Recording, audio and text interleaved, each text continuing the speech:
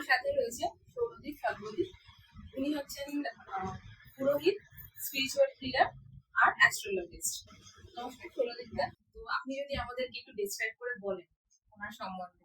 ঠিক আছে। দেবী সতী সেখানে নিজেকে আত্মহত্যা করেছিলেন, সেই দক্ষযজ্ঞে তিনি নিজেকে আত্মাহুতি দিয়েছিলেন।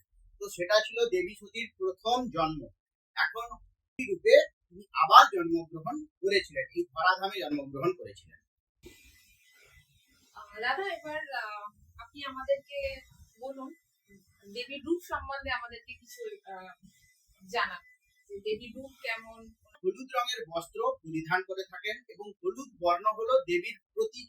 পুজো এবং প্রত্যেক দেবদেবীরই আলাদা রকম পুজো আরাধনা করা হয় এবং তার সময় থাকে।